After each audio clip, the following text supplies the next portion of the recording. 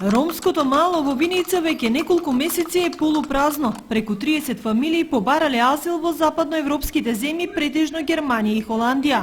Не помогнаа ниту едукативните работилници, ниту апелите од надлежните институции за спречување на овој колку легален, толку нелегален процес на имиграција пред се на населението од ромската популација.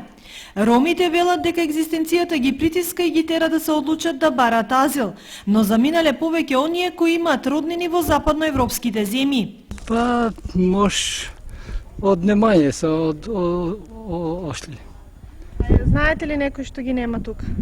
Па, приближно знаеме ваги, има едно 10 фамилии, може да има како се одени. Имате ли информација каде се? Па не знам.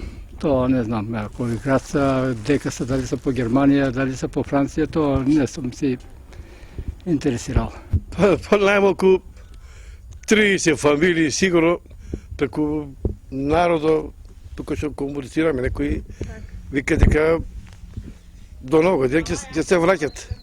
Али тоа по моје не е реално да се враќат. Последниот и најброен бран азиланти го почувствува и училиштата, каде првото полугодие на настава не се јавиле околу 50 на деца во основните училишта и 10 од средното Ванчо Прке. Од тие 21 се најавени, односно имаме изјави од роднини нивни дека се азиланти со родителите. Од тие 21 ученик тројца се вратија и веќе почна да одат на училиште. 4 ученика има што не доаѓаат на училиште, се пратени покани, известена и просветната инспекција и еден ученик вчера од тие почна да доаѓа на училиште. Од 88, 25 деца од ромска националност ги нема и во основното училиште Гоце Делчев.